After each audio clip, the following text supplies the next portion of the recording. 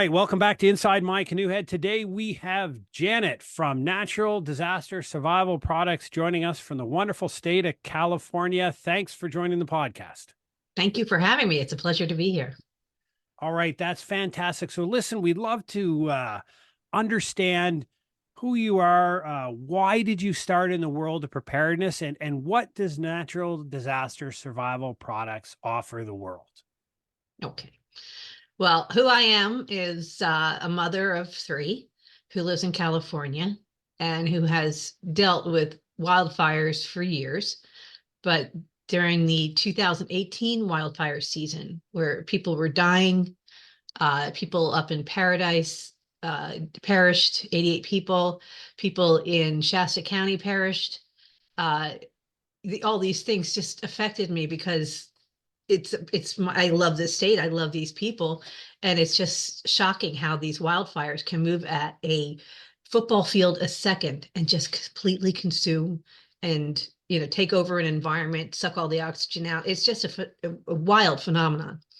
And I live very close to Malibu. And so when the Woolsey fire happened in that 2018, at night, we live on a hill and we look overlooking a valley, and you can see the flames on other hills, mountains, coming down. It's hard to assess where they really are. And my children were looking out my bedroom window and asking, what would we do if the fire came to us? And that's really what got me started. Like, how would I protect my family? So, I came up, well, I looked, researched, and I found that in Australia, they have these in-ground fire safety shelters that their government has put out performance standards for. And I got those, and I really tried to promote that idea because, if you just have a safe place to go when the fire is out of control, you will survive. So I've struggled with traction on that. I sell, much more of the fire escape masks, the fire shelters that the U.S. Forestry Service uses, and things like that, and, fire blankets and whatnot. But as far as fire safety is concerned, people have to evacuate during that time.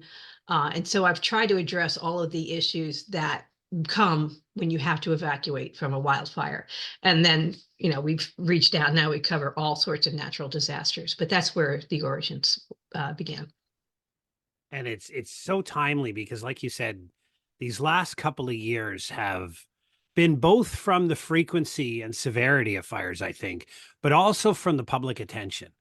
Right. And I think wildfires now hold a place that maybe only used to be held by hurricanes in Florida or the Carolinas, or Right. Hurricane Sandy going in New York, where it's something that is devastating. It captures the attention. I mean, I'm a researcher, and I have been for decades, and we still use Hurricane Katrina data Mm-hmm. as probably the most primary example of what humans do, what their natural reactions are, and the failings of government Right. in response to disasters. And the series of California wildfires, even the inclusion of responsibility on your electrical company that came around for that, you start to see that data set emerging. So we see that, and I guess the big question I have for you is, why do you think it takes such a significant series of events like you had in the Paradise Fire and the different fires around Malibu to get people to start paying attention? Why don't you think the regular preparedness communication is successful? I think in a nutshell, it's because everyone thinks it wouldn't happen to them. For example, when in the Mojave Desert area, I can speak to California, obviously, Yeah. but in the Mojave Desert, they had a significant earthquake a few years back. And after the earthquake, 45,000 people signed up for earthquake insurance because all of a sudden it affected them. So it is really the hardest message, that if you prepare beforehand, you have a good chance of survival. But if you're left without a plan, without products that can help you, you could very well perish. And that's the message: to plan and prepare. do you think, and I understand, and I think and I absolutely agree with you, the affected population are generally very, very responsive to calls to be ready for the next time around. So people will buy, you know, insurance. People will go to companies like yourselves to buy wildfire protection equipment, that type of thing, if they've been directly impacted. Right. I think a greater struggle that we have, both of us who are entrepreneurs in the disaster space, of getting people who aren't affected to look at a population that has been affected and say, this happened to them. I Mhm. may be next. How do we trigger that, do you think, to get people coming to you? Like, for example, people coming to your business to acquire your services, to acquire your products, to protect their family, who have seen others go through it, but haven't gone through it themselves. How do we break that barrier? Well, that is the struggle. I mean, after the wildfire that went through Paradise, California, I went up there, and all those people were fully charged. I mean, 88 of their community members, it's a small community, 88 members of their community died. And so they were all gung ho about rebuilding and rebuilding safely. Um, I guess you just have to offer examples as to what the solution for this person who perished or, was injured, what their solution would have been if they had prepared in advance. Does that make sense? Well, it does. What I was going to use it as an example, I don't know if you've seen the film The Last House Standing. No. It's produced by Mark the World Films. It's by a gentleman, George Siegel. I've been on his podcast. He's been on mine. He's out of Tampa, Florida. And Mhm. this is available online if you just Google The Last House Standing. It's about Hurricane Michael that hit Hurricane Michael or Ian, I forget, hit the panhandle of Florida in 2017 or 2018 and caused significant damage. And the picture of the film is there's one house standing. Right. All the others were knocked off their piers. All the other houses in the area are gone.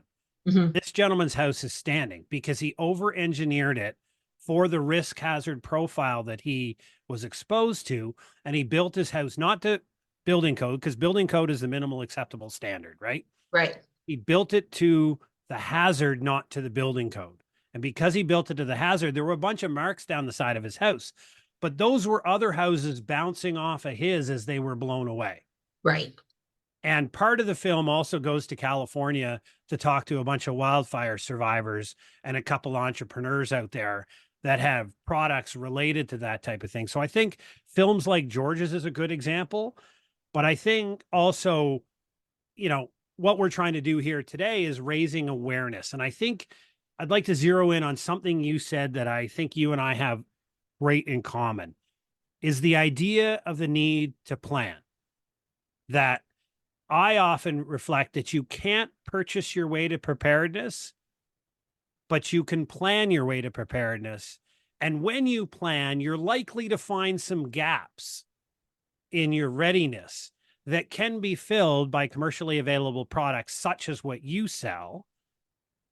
But the plan has to come first. You know, Absolutely. you have to think your way through the hazard you're exposed to, and Right. think your way through what would what would I do? What would my family do? Like your children asked you, what would we do if the fires came to us? And I think you agree that planning has got to come first. Anyway, as I was saying, planning is and doing a risk assessment is your first step. And then finding the products that will meet those needs is the second step. But it also, I want to add this, that you need to know how to use the products. So planning has to include how to use it, because they're no good if you're in a crisis and you're trying to figure out how to put on a fire escape mask. So we give all that information on our site, how you use things. Also, I would say with our fire shelters that are used by the U.S. Forestry Service, I have big disclaimers and notifications on my site that you have to know how to use this. It is useless if you don't. Yeah. So, you have to prep, you have to plan, you have to have knowledge of how to use the products. So that is absolutely critical. Otherwise, you're just wasting your money. And I think that's true. It is very much sense when people buy first aid kits. I'm Right. going to buy the commercial off the shelf first aid kit. And a lot of them from reputable distributors are great. They're great quality. They have a range of capability within them. But if you don't back that up with a first aid course, you've got a brick to hold your door open, full of a Well, whole that's bunch true. of things that probably are helpful, but you have no idea how to employ. That's true. Uh, yeah. So prepping, planning, and knowledge Yeah. are the three keys that you have to have. And this is and a question I put a blog out this morning, and I was writing about, preparedness is the art of placing order into chaos. And it's a personal responsibility. And part of that was sitting there thinking about, okay, if you don't know how to use the products, then how do you know the products fill the needs you have? And Right. it just rings true that so many people will expend great deal of money um, to get gear, great gear, quality gear, but they unpack the fire mask box as the smoke is surrounding them. And they're trying to read the directions of how to Right. properly put the hood on, breathe it out, etc. It's kind of like I'm a veteran of my career. I mean, you practiced repeatedly with the gas mask so that Right. when you needed to use it, you didn't have to think. It was just natural set of things that you do. And I think that's a huge uh part that is missing, is that we don't. It's like life cycle management, right? You buy a product, you use a product, you time expire a product, because some products do have expiry dates on them that they have to be regularly replaced. That's right. The fire escape mask is one of them.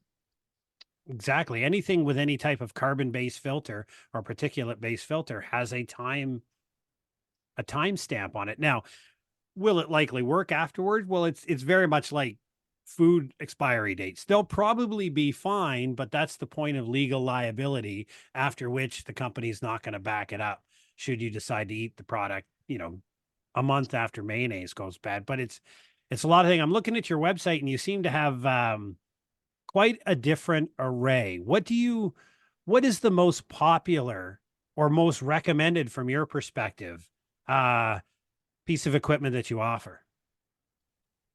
Well, that is an interesting question because we really do span, like I sell air to water generators, which deal with contaminated water supply so that you don't have to be consuming the water from your water supply. You don't have to be drinking bottled water, so you're not consuming the plastic particulates. It'll just generate pure water from the air. So I sold a significant number of those to affected areas like train derailment areas and things like that.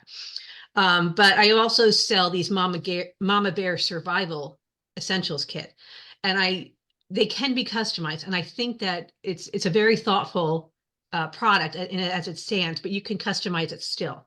So we have renewable sources of energy. We have things to keep you warm. We thought out like what when you're a parent taking your kids to a shelter or someplace to get out of a danger zone. What are the products that you're going to need there? So that's one of the more pre-planned products that as me as a mother, put together. So we sell a number of those. And honestly, we sell a lot of fire blankets. So, for the kitchen, we just sell a lot of those. And Also, and we're introducing new products all the time. So we have new flooding products. We have these saltgrass modular container homes, which we were talking about. Your friend in Florida. These homes are built to withstand an F3 tornado. So, and it's a very smart way to rebuild after a disaster. It's done off site. It's just put in place on your site. You can completely customize it. So, we were like a superstore, I would guess, for survival products. well, I think that's important to note because, like you said, if you plan first, and part of planning is understanding your risk profile, the hazards to which you're exposed, and the likely outcomes if those hazards are realized, put you in a position to say, hey, listen, I'm exposed. I mean, flood gear is great, but if you don't live in a flood zone, like where I live, if I flood, it's several hundred feet above sea level, and we have NOAA level worries if I get flooded. So I don't worry about flooding. I don't Um, either. I live on a very high hilltop, so right. So if you flood, we're going to have far greater worries Yeah. Oh, than yeah. a Then the dike whole for valley is water or going to be something. flooded, right? No, but if you, we, if you live in an area where you know that there's going to be a significant amount of rain and you have rivers and lakes or whatnot that could rise up and, get into your home, then we can help you solve that problem before it happens, that type of thing. Yeah, and I think that's important because I don't, and I know several parts of the United States of America is having a challenging insurance market right now. In Yes. that getting overland flooding insurance or various different types of storm damage insurance is becoming prohibitively expensive, if not impossible at all. Or you'll just And be completely denied. yeah, or Yeah. just denied. Or government programs are marginally there, but and not covering a complete loss, not basically making somebody whole and putting them back where they are. And part of what we do what I think is an important strategy is to understand as you're exposed to that flood, when you have these things, have you ever had a conversation with the insurance company about whether having some of your equipment in a home might make somebody more insurable? I have had those types of conversations, but they don't really seem to work like that. Um, they, they do their risk assessments and um, I don't think I haven't really come across anybody yet, and I haven't done that deep a dive, but I haven't come across anybody yet that is interested in um, that, and in offering to people with high risk areas. But one thing I will say is that there is one fellow who told me, I'm sorry, I'm trying to think. It was a fire mitigation product um, that he was able to cut. This is a famous man, an author in LA, and he was able to cut his homeowner's insurance by over $100,000. Yeah. Now I can't for the life of me remember what that product was. Um, but yeah, so I guess in some cases they are. I have not personally had success finding that. But I, Like I thought with the in-ground fire safety shelters, that would be great. But they don't really don't care if you die in the fire. They care about your home well, and yeah, what because happened. they're not insuring your life; they're insuring your Right. property. But and I mean, it's things along, and we discussed this before that the part that bothers me about wildfire is number one, we build in the wildland urban interface with no Mhm. precautionary. Now, here in Canada, as a result of our wildfire season that we had last year, a long available but largely unknown product called Fire Smart Canada is now very popular and suggested by most of our provincial subnational governments. And it's basically a several stage process about how individuals can on their own protect their home. Mhm. It's about clearing shrubbery, having nothing Right. combustible close to your home. It's about having sprinkler systems on your roof to defeat embers in times of wildfires in the area. And it's a progressively more expensive program as you get to greater and greater protection. But things like there shouldn't be a tree within 30 feet, 10 meters of your house, Mhm. like literally none. That space needs to be separate because 90% of the fires that start on the wildfire data are from embers, Yes. right? 10% are from direct combustion from the heat of the fire. And if you keep the fire 30 feet away, that number almost goes down to zero for Mhm. direct combustion. And, but the part that gets me is that we know how to build fireproof homes. We do Correct. Yeah. steel, glass, and concrete. It doesn't light.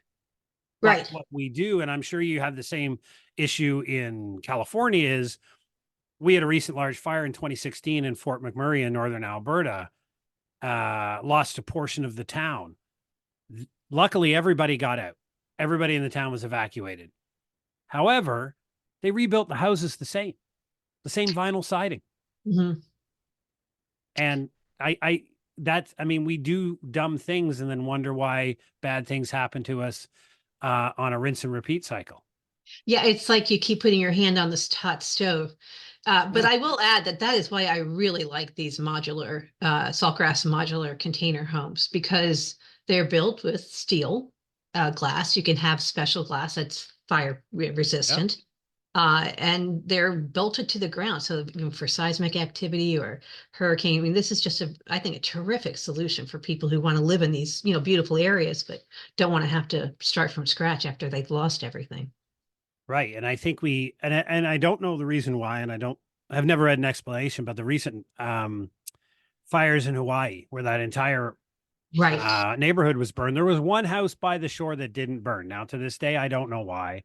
I didn't look any different in the pictures from what was there before. It's probably just dumb luck is Dumb luck. probably the reason why that Yeah, works. But I think we know that we want to live in beautiful places. correct. We also know how to live in beautiful places safely.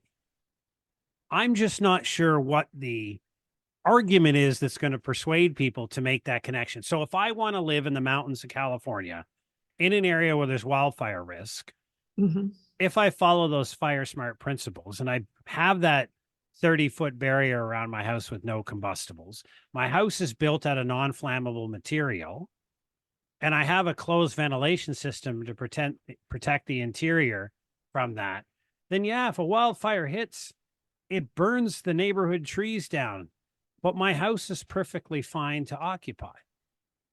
We can do that. I mean, I only hesitate because in this area, when we have the Santa Ana winds, or devil winds as they're called up north, these winds, I can, they just, the fire creates its own environment. Yeah.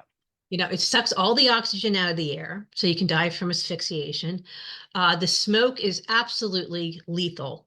So I guess if you're just trying to save your home, doing that brush clearance and maintenance of your property so that fire can't slowly encroach. But if you have a wind of fire coming at you, you need a better plan than that. I don't know if you have those types of winds in Canada. I've experienced them here, and it's surreal just how quickly your environment can change. Oh, absolutely. There And are in some. California, I'm sorry to interrupt you, but in California, we do have strict, you have to have your brush cleared, I think, by June 6th. Okay. So yeah, so it's enforced.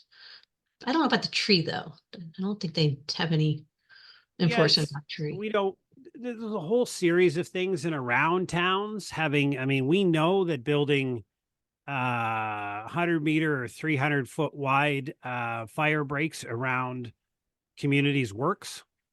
Some of them are recommended to be upwards of a kilometer, which is, half a mile wide. I think that may be slightly excessive, but we Mm. know that when we put non-flammable breaks in between wildfire areas and residential areas, we don't change the probability to zero. I don't think we can do that, but we greatly reduce the probability of that type of an event happening, and at least give the first responders a bit of an upper hand in time to Yeah. deal with it. I Well, mean, that's very important. Absolutely. Yeah. right. And let's be honest, wildfires aren't new, Mm. right? No, but they are exponentially worse. Yeah. Yeah. I mean, parts of our country are going through a drought right now that's been on for about 10 years, 8 to 10 years, and it's put a lot of at risk. We also don't have a very good forest management problem. Part of the issue, without delving too far into the weeds, is that we have a very valuable timber industry. So Mhm. nature has a naturally diverse forest of Right. coniferous, deciduous trees, all these different types of trees. Some are slow burn, some are not. The pine tree, for example, can't reproduce unless the pine cones get 350-degree Fahrenheit heat. So you have to have forest fires to reproduce pine trees. This is part of a natural thing. But when we clear cut our forests, we replant them with single valuable species. So we eliminate nature's diversity and replace it with a single species, thus Mhm. again reducing the ability of nature itself to deal with it. But there's a lot of things like that that go down the range. But when we think about reach, where just an honest question, where is your biggest customer base, would you say, geographically speaking? United States. Yeah. Any The- specific area of the United States that? well, certainly California, Texas, Florida. um, Arizona, yeah, Oregon. Um, Oregon was just massively affected by a wildfire not that many years ago. Um, I'd say the western and southern states probably more than like the Northeast. Um, I would say that, yeah. And I haven't done much business in Minnesota or the Canadian adjacent Yeah. states. Yeah. Um, Do you do any international business? I do with Canada and Mexico. Yeah, I have not reached to, Europe or South American countries. It's just, logistically, it's with shipping and whatnot. It's just not really cost effective, I would say. No, probably not. And a lot of the products are have reasonably. Do you, and I guess the best way to frame that is how competitive do you find the marketplace right now for your products? Um, I find that it is competitive, but I'm unique in the diversity of products that I have. Um, a lot of these survivalist websites appeal to a certain demographic in this country. I try to have a broader appeal to homeowners, people with children, people who want to make it through a disaster and live to rebuild or see the other side of it. So yeah, I have a slightly different demographic and business model as far as who I'm reaching. I don't go for people who are more like I guess a doomsday prepper or things like that. There are other sites that cater to that type of a customer base. So I'm more about homeowners and people with things that they want to protect and children's lives that they want to save and their own, you know. Yeah, I like the lead Is that title on my. delicate enough? Did you understand what I was trying Yeah, to no, say? exactly. Well, I'll be a little bit more blunt. On my side, I call it evidence-based preparedness, Mhm. non-apocalyptic education and advice for rational people. Yes, That's the thank way you. I That's a better phrase it, way of right? saying it. Yeah. And like I say, listen, if you think we're about to have societal collapse, then there are people who speak to you, but I'm not one of them. Hmm. If you think we're on the edge of nuclear Armageddon, there are people that will speak to you, but I'm not one of them. If Right. you're a rational, intelligent individual who continues to want to live their life and chase their dreams, but you understand that you live in a chaotic environment and you're exposed to a bunch of risks and you'd like to protect you and your family, this is where we can help. And I think one part of your website that I was looking at earlier is your pre evacuation preparation steps Right. and your checklists, your survival guides, as you call them. Right. How did you come about putting that package together for your survival guides? Well, I work with FEMA, and I did borrow their materials, and then just research, and then then thinking, okay, me as a mother, what would my real world needs be? Like, if, for example, we know as a family where we're going to meet if there's an earthquake. We all know where to gather. Um, so we do these types of prep things for ourselves. Where I'm more of that mindset. Obviously, we know what we're going to do if there's a fire. We know what roads we're going to take to evacuate and where we're going to meet and where there is ground without any brush that we could have a fire escape mask on or one of the U.S. Forestry Service fire shelters. We know how to use all that stuff. So we're different in that we have definite plans. We are going to survive. And so those are the type of people that I'm trying to appeal to. If we take saving our families seriously, and we have a customer base that takes caring for their families seriously.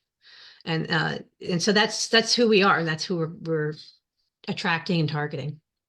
And I think, and I love your idea as you express it there about everybody understands their role. And this is Right. how we do it in my house is that it'd be really cool if we could communicate when an emergency happens. Always easier to do that. But the rationale is we may not have access. The reality is we may not have access to cell towers. We may Right. not have access to satellite communications or anything else. So Mhm. every member of my family, now I'm a little bit, my children are older, they're in their 20s, one of them still lives with me, but everybody knows exactly what their responsibility is.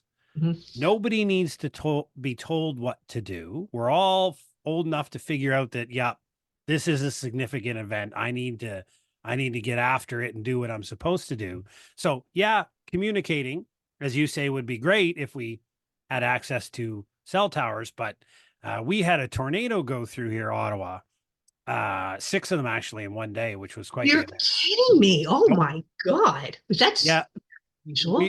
it's now and several times a year event that never used to really happen all that often. So we had 6 come through in one day, and one of them went through a neighborhood and took out the cell tower. Mhm. The interesting part of that is it's not just the local people who couldn't call for help, but the paramedics and the fire service used the cell tower as their rebroadcast station. So the paramedics and the fire department sitting on site of the emergency could not communicate with anybody outside their site, not their own people, not the hospitals, not anybody. It was a Well, they should total, have a backup plan with walkie-talkies. I mean, my family, every have walkie-talkies as a backup plan. yeah. The emergency services didn't even have that. Now they've stepped over that and they have it now. But the question that rose out of it is, it gets back to what you said about people know what to do. Like people Yeah. know how to put their masks on in your family. Mhm. They don't need to be shown. They already know. People know what the evacuation route is. They know where to meet. Correct. And this is one thing that I throw out there for those, because there are some people in the audience and some people in who are economically challenged and who don't have the ability to expend funds in preparedness. And this is why I say what I do here at Inside My Canoe, it's always free. I've got 270 plus episodes. It's kind of like all the information that you offer for free on your website, right? You're Right. not charging people to read this whole plan about steps and everything that should go through. And providing people that information gets them to understand that while finance may prevent you from buying a few pieces of equipment, preparedness is largely about attitude and about creating a plan and accepting personal responsibility. I mean, I work at length, both my company and a researching field with the professional emergency management, like you said, dealing with FEMA.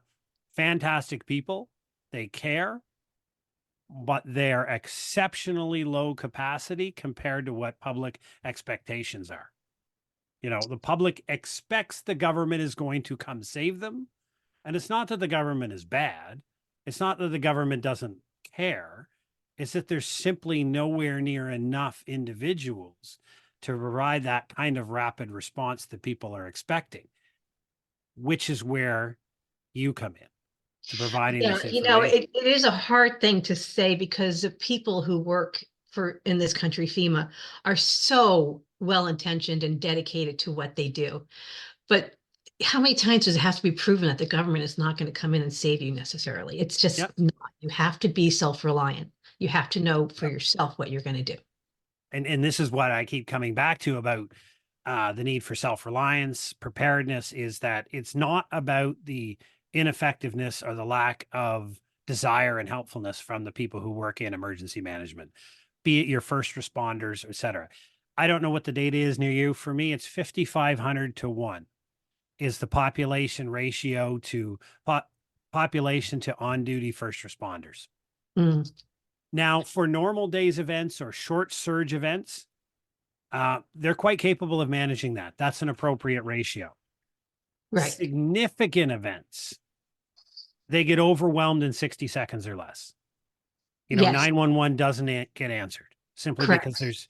they can't answer the volume of calls or the There's call just not system the is down. bandwidth. Absolutely. Yeah. And so when you're put in that position, the government hasn't failed. The government's doing whatever they can, but that opens up the discussion to, okay, that's the preparedness gap. This Mhm. is where it's your responsibility to step up to the plate, to understand, you know, what risks your family have. And I'll add this, not all families are the same. Some families are multi-generational, Mhm. some families are multi-location. For example, you could have a senior member of the family in a care home not too far from your home. Right. You probably should include them in your preparedness plan as well. Yeah, if at all possible, absolutely. Yeah. I just wanted to throw this in there Yeah. because I remember after Hurricane Katrina, and our FEMA was just completely overwhelmed and stretched thin and not very confident at that time.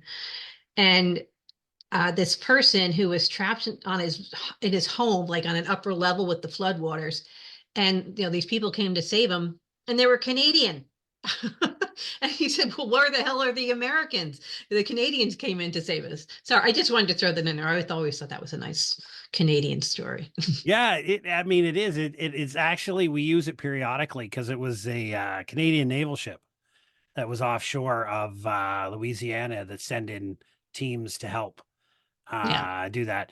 And I mean, it's a couple of days sail because it just happened to be somebody who was in the vicinity and hanging out in the Caribbean. But that's part of understanding that even at the municipal level, that there are shouldering agreements and support agreements with neighboring municipalities. So I live in the city of Ottawa. There is really no other town within an hour's drive of us. I mean, we're a million people. Hmm. There's nobody else. It's going to take them a couple hours to get organized and drive here to help. So we're really quickly overwhelmed, and assistance is a long way away. Right. Um, and so it forces people to think about, and the question that I ask them, that I try to get them to think is, what does your world look like when you no longer have access to services? So when the power, the water, the gas, utilities, it's all shut off. What does Right. your world look like? Are you okay? How long are you fine for? When do you think you'd have to walk out of your front door and ask for help? And it just gets the individual thinking about their situation. You know, how does their family define? They could have elderly in the home.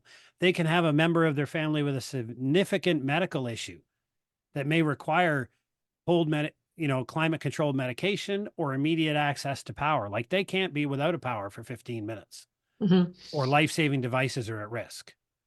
So it's such individualistic, but the general principles are largely the same. Self-reliance. Self-reliant. And I'm glad you brought, people needing medical devices and things like that, because having your own power supply Mhm. is a really wonderful thing. We sell the portable power stations that can be recharged by solar panels. Yeah. I mean, this is, you can keep your refrigerator running, you can keep your CPAP machine going at night, you can keep your devices charged. I mean, this is for a lot of people just a wonderful thing to have. Well, and I And can advocate, and wherever you want to go, they're great for I old. can advocate. Like I don't sell any of these products, which is why I love having people like yourself on the podcast, because I don't sell the physical type of goods, but I have a similar generator. I have solar panels at Hmm. home, and they have been useful when and I run a business online. When the power's out, my business still needs to be up. Like I can't afford to be down for days at an end. Right. So I hook up my modem, Yes, my me too. internet modem, to the power supply, Me too. and Yeah. I hook up my laptop. And Yeah. it's literally as if there was no power outage. I'm carrying on working from home. Right. The power's out, but the cords are running outside. The solar panels are laid out on the back deck. The power supply is hooked up. And I like the battery portion too, because I can have it inside the house, Right. which is why I'm a keen advocacy for portable power stations Mhm. versus gas powered generators. Right.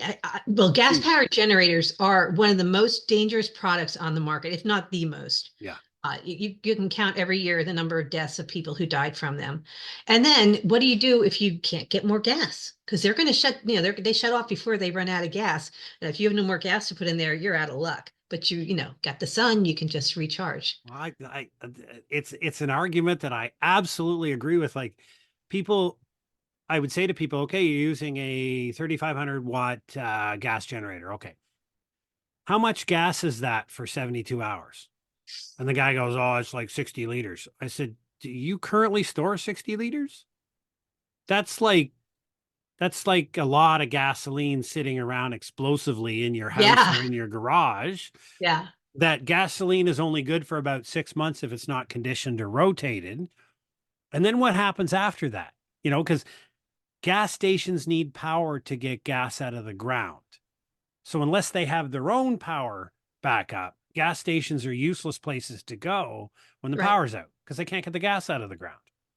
And the Correct. few that do, those are what you see on TV of, hour-long lineups, fist fights at the gas pumps, and a whole bunch of other things. Do you really want to be in the middle of that?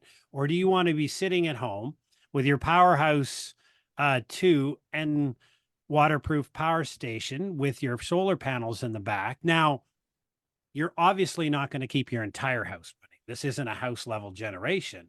Well, me personally, I have 7,000 watts of power available to me at any time. Most people.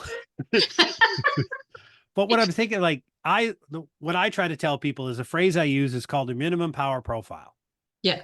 To look around your house based upon you, your family, how you operate, how you live, what you need, determine what that minimum watts or amps that you need to live comfortably through a disruption. That informs you the size of the generator you need, the size of the solar panels you need, because somebody would say, okay, power generation, I get it. Do I buy a 500 watt, a 1500 watt, a 3000 watt? Like, how much do I need?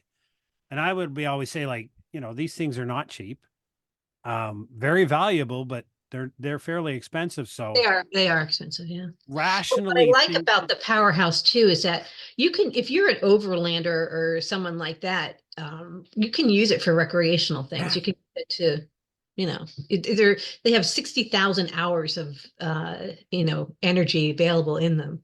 So it's a pretty cool product if you can, swing it. But if I may, yeah, I'd like to tell you about the Jack on Lux rechargeable light bulbs yeah, go because ahead. huge hassle when the lights go out is, fumbling around for candles and flashlights, and you just want to be able to see the room. So Hmm. these are, these go in your light bulbs, and when the lights go out, they just stay on. And you have light. You can function as, in the dark as a homeowner. I'm looking at those on your website. I'd never heard of that before. That's quite the interesting 8 to 10 hours of Pretty charge. cool. Yeah, I put it, they're in all of my lamps in my home. yeah. So they don't work well in pendant lights. I will say dimmable lights, don't use them for that. But in Yeah. your lamp, uh, throughout your house, you can keep your lights on. And I think that's a great solution because a lot of times, like, I actually advocate for lighting for a safety perspective Sure. because injuring yourself whacking into things or walking or tripping over things is a pretty significant risk, Yeah. especially if you're a little bit older, a little bit less mobile, because you're not used to navigating your house in the dark. You're used to navigating your house. And when you have a flashlight, you have a beam of light, Hmm. but you normally live in a room where it's a cascading light that lights up the entire room. Right. So it's an entirely different perspective. So this is a fantastic idea to put in the light bulbs. I never thought of something like that. I'll Yeah, definitely. I think that not having light is a big pain point. It just stinks. So this is what I just think these are and we have priced them at a very good competitive price point, because I just think they're so useful for people. And you don't even need a lamp. You could just, wet the tip of your finger and light it that way. It comes with the different components. You can screw it in and hang it, or if you have a lamp that's not in the closed circuit, it comes with a plug that you can close circuit the lamp. It needs a closed circuit in order Yeah, to work. So yeah, they're just the greatest thing, I think. and I think having an array of products like that, it's because when we talk about the fact that you create this plan, you talk about the fact, and we discussed about, how do I want to live my life through a power outage, which the way we characterize it here at Inside My Canoe Head is we talk about the most likely but the least dangerous event that could occur to you, right? Because in reality, we can prepare for 50 different events that you might be exposed to. Nobody wants 50 different plans. Nobody's going to do 50 different plans. Correct. Nobody's going to include 50 annexes to your family preparedness plan Nobody's going to for each. remember them either. No, not at all. So what we kind of developed was this spectrum idea where at one end of the spectrum, you have your most likely but least dangerous event, which we categorize as a power outage. They happen, they're inconvenient, they cheese you off. They're Yeah. likely not to cause death and destruction, but they are impactful and something that you have to prepare for. On Right. the Well, other end of the medical spectrum, devices, you should definitely invest in one. well, I mean, they're then impactful it to could be some, life. absolutely. What's that? The other end of the spectrum would be your least likely, but your most dangerous, the one that causes. And for us, my research indicates that's evacuation. I Correct. call it the most dangerous situation that a family can go out because they're leaving their shelter in place location. They're leaving everything, their belongings. They're taking what they can on a route to an unknown or uncertain destination, unaware as to whether their home will be there when the emergency is over or they'll Mhm. have to start from ground zero. Right. So if we provide guidance to people to train for the two extremes of the spectrum, logically saying then they're going to be ready to, by default, to deal with something that may be in the middle. And that's kind of the idea that we put out for how do we get people ready for the multitude of hazards that they may face without, like you said, trying to get them to create plans that they simply won't remember. Right. I mean, some disasters require you to evacuate. Some require you to shelter in place.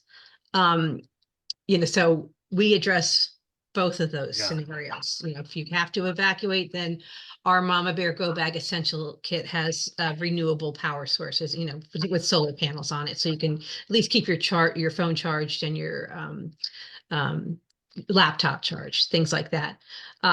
Yeah, it's sometimes it's good to prepare yourself, and other times you can look at what other people have planned out for you, and sort of be confident in relying on that. Like I feel like people can with the Mama Bear because it has, an electric blanket that's USB powered. It has water cleaning solutions, a water filter. It's just all sorts of things to address power, your basics like shelter, warmth, food, water, and then other things that make so you can communicate and keep in touch with the power supplies and things like that. Uh, yeah, and the fire escape mask. We haven't touched on the importance of a fire escape mask. Maybe this would be a good time to do that. Um, Yeah, yeah, absolutely. And then especially I'll just lead into it to say that a lot of your customers and a lot of people out there live in high density housing. So when you live on the 22nd floor of a condo building and your stairwells are full of fire or smoke, sorry, and you need to get down, fire right. mask. Because fires kill 80% of people who die in a fire die from the smoke. Yeah. It is so lethal with the particulates that are coming in. And even if you don't perish immediately, you'll likely have long-term effects when those particulates get into your lungs. So a fire escape mask, we have them in our go bags. I just think it's the biggest no-brainer. I don't fly without one. I, always have the ability to have fresh air so I don't perish. Minorly important. Yeah, especially if you're flying Boeing. I'm just kidding. I'm not. No, I just I'm so real. I just carry it with me. I don't even think about it. I just always have a fire escape mask. It's in my car everywhere. Yeah. And I try to deal, like I said, we deal with rational people living intelligent lives, which means 80+% of people in Canada, and you're approaching that in the United States, live in urban or suburban areas. So you're going to live in high density neighborhoods. You're going to live in situations where community matters. And I think this is the last area we'll cover on today's conversation is speaking about community. Do you see an avenue for you to get into community preparedness, supplying community organizations with information and material to reach out to their populations? I have not done that, except through my work with FEMA. But yeah, I mean, after Paradise was a big deal in California. And so I went up there a number of times after that, and they did a whole uh, community, rebuilding planning event. Um, but so to make that more resilient, I think I lost my train of thought, but um, as far as community, I would say that community preparedness is very important, but it also can be lethal be with a community, because if you have narrow roads and somebody's car breaks down or somebody just freaks out or whatever, you're stuck. And so again, that goes back to, what am I going to do if that happens? And so, uh, and if you're in a fire escape mask would be perfect for that. Fire blankets would be perfect for that. In that event. And that's when I speak about community and speaking to, for example, sometimes the preparedness word is hard to get through on the general announcement. So opportunities exist to go to say, hey, the equivalent of the Paradise Neighborhood Association. Hey, listen, here we are. This is what we do. We can help your community become prepared, instead of reaching out to the people who live in a location, like the people of Malibu. Well, what about talking to the organizations that represent the people in Malibu? Oh, Because, yeah. Well, I've definitely done that. I've had extensive conversations with the mayor and, city council, and I've sold quite a bit to Malibu. Uh, they're right next door, so I do have that ability to speak with them directly, and I'm known there, and they know me. and I think that's the benefit of getting known. And what we try to do is use the champions of society that exist. For example, it doesn't make sense for me to go into a church to talk about preparedness because they don't know me. I can say all the titles that I want and all the things that I have, but when I get the pastor to speak about preparedness and to speak about the need to adopt a prepared life and become resilient, as we say, become self-reliant, you start the education process through the champions of community that exist. You start spreading the word, That's and a then very good point. Yeah. that generates interest. Yeah. And you and I both exist, first and foremost, to help the people around us and to help people take care of themselves and their family. Obviously, there's a capitalistic side to it, and that's perfectly fine in a modern society, but we exist to help people. And Right. sometimes the barrier to helping more people is the fact that people don't know, number one, they don't know you're there, which is broken through advertising, et cetera, but that they don't understand your value. And what I found, one interesting way to do that is to find these key leadership nodes within the community and say, hey, listen, you know, the local community neighborhood association that runs sports leagues and runs fairs and runs things like that, that is a fantastic organization to get into. I think people like you and I are far more successful in spreading the preparedness message going that route than we are talking to elected officials. As much as that is valuable, Well, yeah, electric you know, officials can't promote you, but that's yeah, actually a really wonderful point, because influencers are so important in marketing. There's not too many influencers that I know of in our field of uh, sales. um, no, there aren't. yeah, But when you think about the influencers who matter to the people, your target population, the people in the population, they trust, right? It's right. a phenomenon called social capital. I study it at length on a research field, and it's about norms of reciprocity and trust in relationship. So people turn to trusted sources in times of an emergency. Their pastor, their community organization, various faith leaders, trusted networks, organizations they belong to. Those are where people turn in times of emergency. And those are great access points for people like you and I to spread the preparedness message. I That's just a think wonderful point. Yeah, that's a very good point. it's a wonderful opportunity to expand the areas that you get involved in and expand your exposure to the population to get the message out. And Right. that's the barrier. People, when they see the message, they understand the message, Yeah. and your name or your voice comes through a trusted voice. They may not know you, but if the person they trust says, yes, Janet is an articulate individual, she's a trusted individual, she's a caring member of our society, and she's here to help, that can go a long way to breaking through that communication barrier. Right. We attend a lot of safety fairs. There's a lot of safety fairs in throughout California. And I know that when I go there and I can speak to the people directly and explain why these products are important, why they will help them survive, the importance of planning and prepping, then sales are great. It is a matter of being able to communicate, and yeah, using influential local people. That's a really strong point. That's a very good point, because communicating is how you get the information out, bottom line. Well, it is, and it's an element of marketing, but it's also an element of community services to provide that information to say, hey, drop over to the website. I've got some great information available for you there. You'll find other things you may find interesting, but at least you'll find some basic start point information, because FEMA is great. Public Safety Canada is great.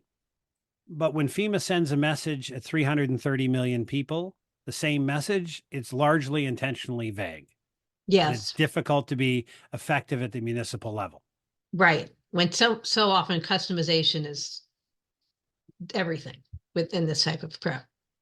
Oh, absolutely. It's the same as you say. Well, listen, thank you very much for taking your time today to join us here at Inside My Canoe Head.